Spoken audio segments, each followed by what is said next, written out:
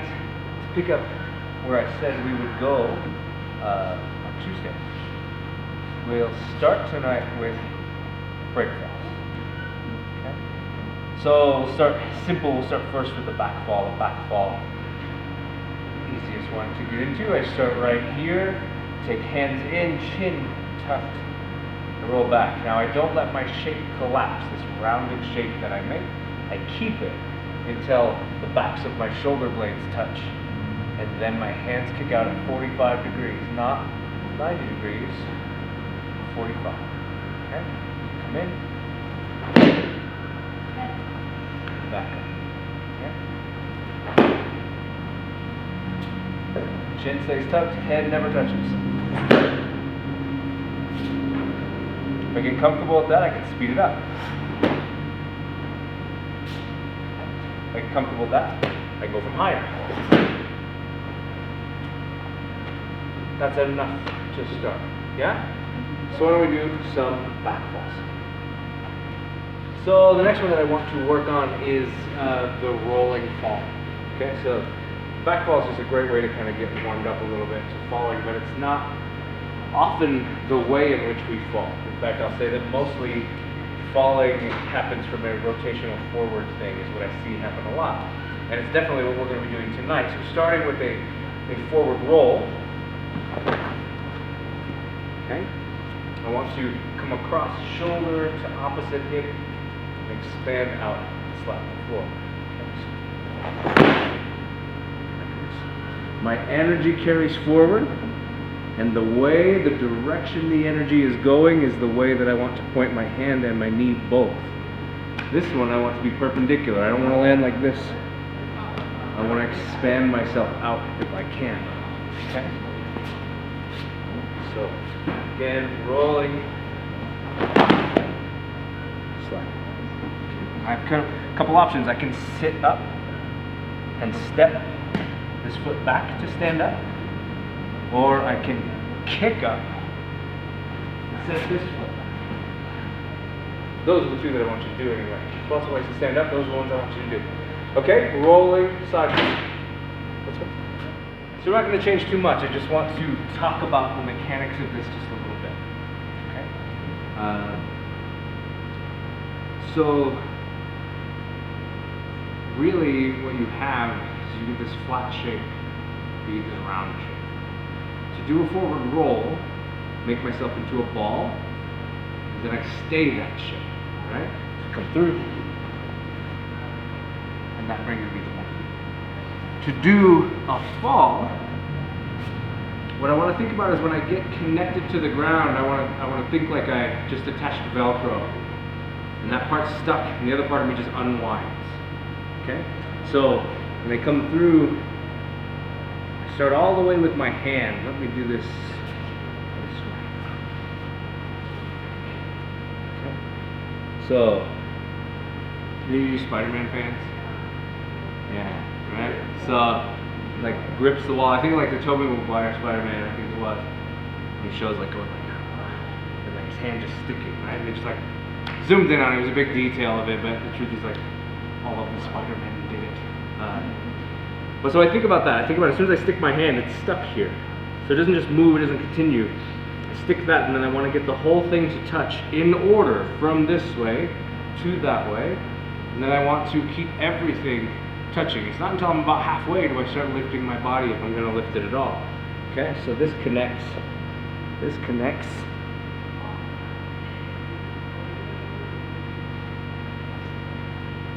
Typically, if you can't do it slow, you're not going to do it fast. You might get lucky doing it fast, but you're not going to be good at doing it fast. Right? So I connect. I get into here. Sorry, I'm trying to go slow. Get into here, and then I'll start to unwind.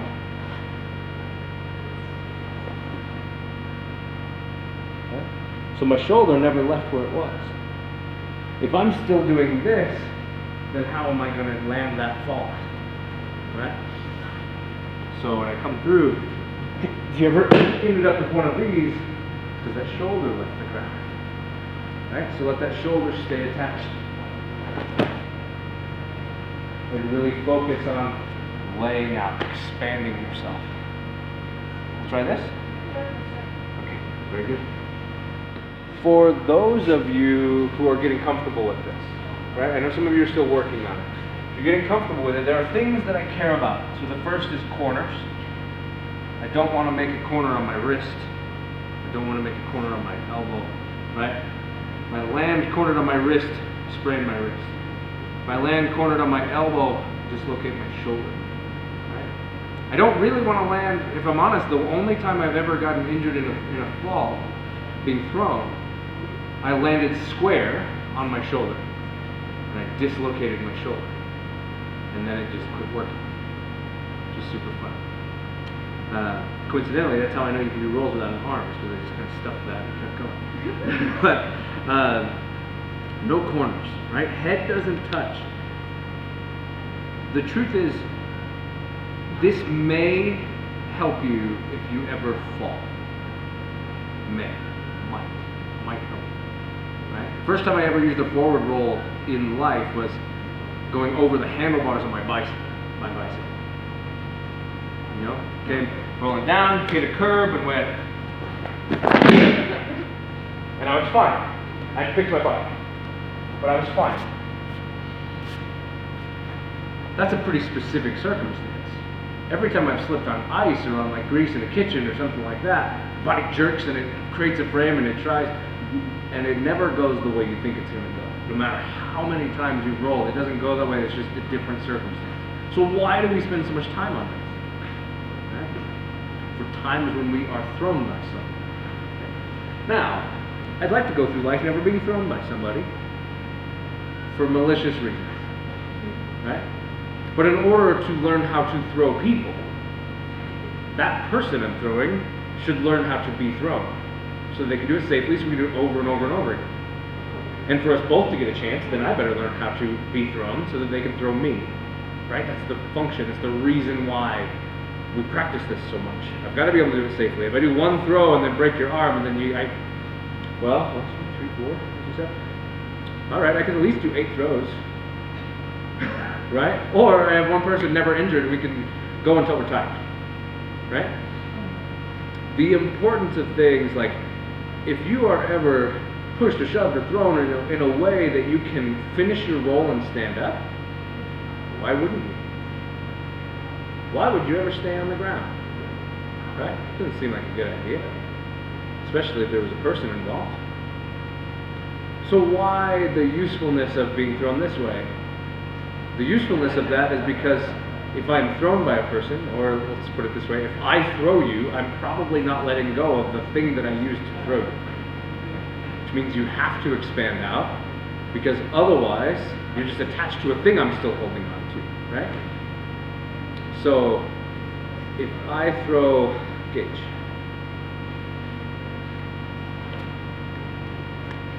so I'll ask Gage to do a forward roll when I do Shiho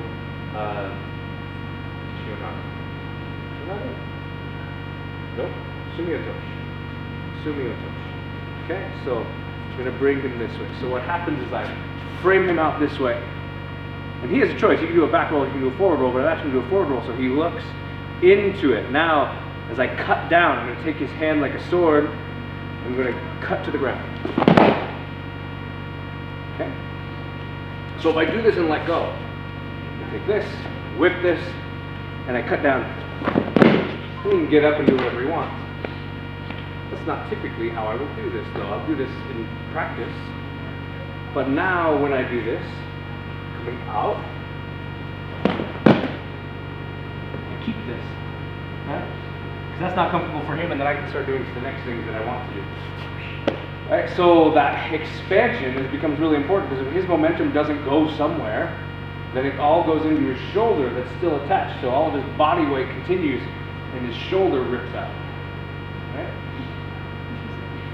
Or he expands that out and he gives it all a new direction to go, so that it has a place to stop.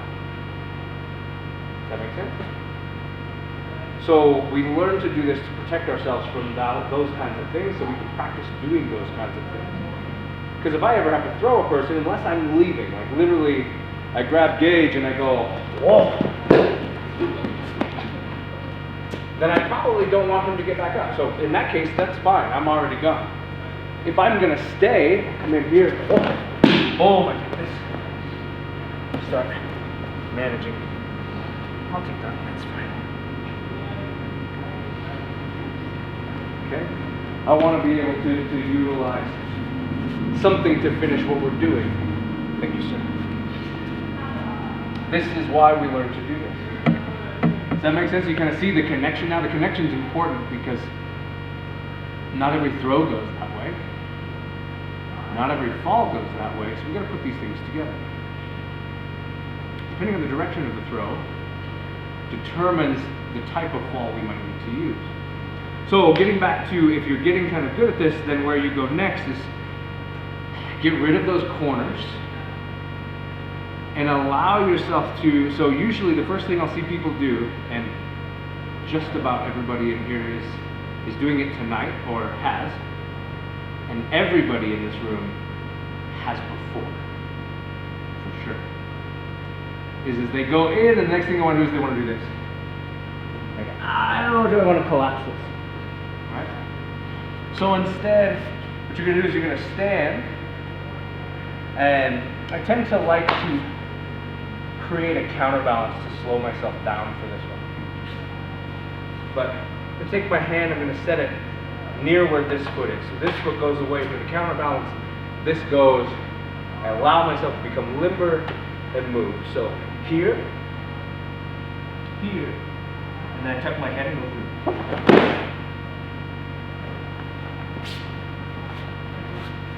So starting from standing but not just big, I'm just allowing myself to fold into myself. Does that make sense? Okay. If I decide to break that up, that's when I land on my shoulder, or land on my elbow, or land on my head. When I fall clumsily onto my hip. The more I trust the shape of my body and that structure, the more it can be done. Where that goes later is the idea of not needing hands. The arms actually play a very minimal to no role, except for the slapping part. So if I'm doing a roll, for example, just get rid of the arms altogether. Okay. It's about understanding the relationship of behind the shoulder and down. If I want to do that to a fall, I start the same way. And then I expand this out when the time comes. See what I mean? That arm is only useful in that moment. So, if you are feeling comfortable, this is where we go next. If I start seeing the comfort that I want to see, we might work some throws. Right now, I don't know if we will. Okay? So this is important. Take it seriously, and let's put some time. Okay?